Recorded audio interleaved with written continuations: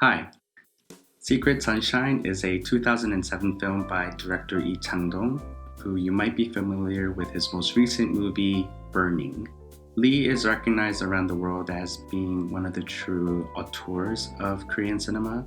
Whenever you watch a Lee Chang Dong film, you really do feel his presence and his unique style all over the movie. Secret Sunshine was nominated for Best Picture and Best Actress at the Cannes Movie Festival, from which Jeon Do Yeon took home the award for Best Actress. Secret Sunshine is also part of the Criterion Collection, which are a series of movies that the Criterion Group would identify as exemplary pieces of cinema from all around the world.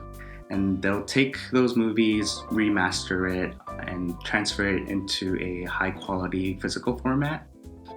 Right now, there are only two movies out of Korea that have received the Criterion treatment, and they are The Housemaid and Secret Sunshine. The Housemaid, however, is part of Martin Scorsese's World Cinema Project box set.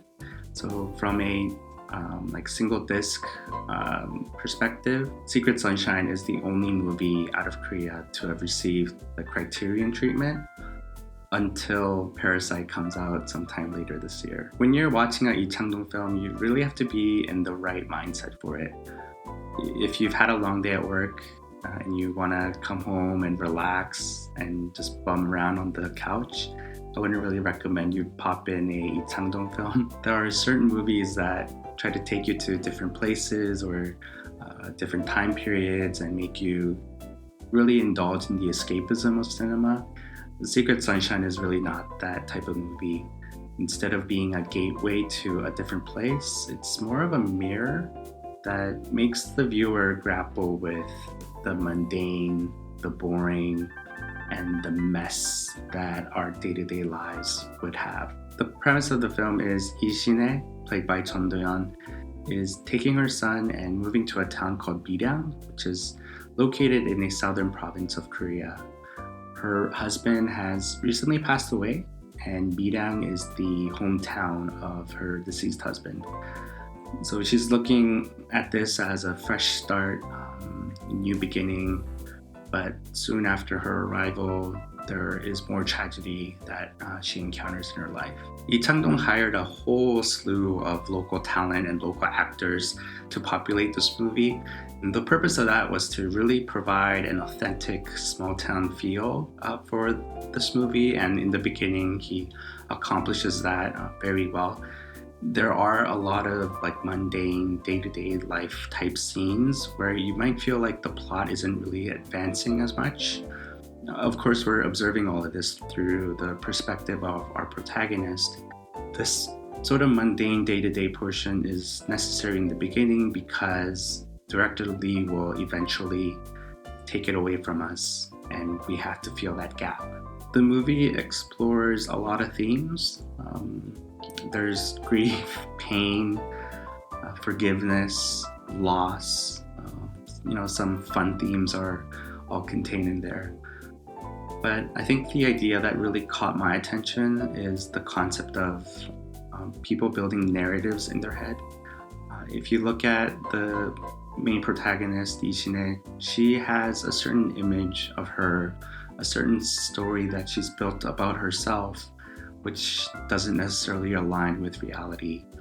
And the most powerful scenes in the movie occur when she is forced to come face to face with situations that are in direct conflict with the narrative that she has. A lot of us, we want to be the protagonist in our own movie, and we build out ideal scenarios that would put us in the best position. But sometimes life doesn't care about our internal narrative, and it will instead say, we're going to go in that direction. And this movie, it's an examination of how people react in those situations. The part that really made this movie A-tier for me is how Lee Chang Dong directly juxtaposes that initial powerful scene with another very similar one later on in the movie. So this narrative that Ishine had been building in her head, later on it actually starts manifesting itself, but it just happens to be at a time that she didn't expect, a different location, and in a slightly modified form. But the reaction of the main character in that second situation I thought was very human, very true to her character. And just the way that Lee Chang Dong connected these two scenes and how he all tied it together in the end, I thought was just marvelously done. I'm almost done with this review, and I still haven't mentioned that living legend Song Kang-ho is also in this movie, and he does a tremendous job as a supporting role. This movie might almost be too sad if Song Kang-ho's character isn't there to balance it all out. Unfortunately, Song Kang-ho doesn't get as much attention in this movie because of just how well Jeon Do Yeon is delivering for the lead.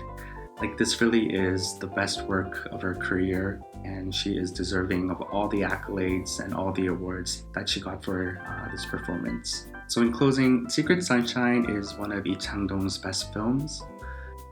I know a lot of fans of Korean cinema, they'll immediately recognize Park Chan-wook and Bong Joon-ho, but I think Lee Chang Dong is one of the best Korean directors, definitely in that top tier. So hopefully you have an opportunity to check out Secret Sunshine. It is currently streaming on the Criterion Channel. Thank you for watching, and I'll catch you next time. Bye.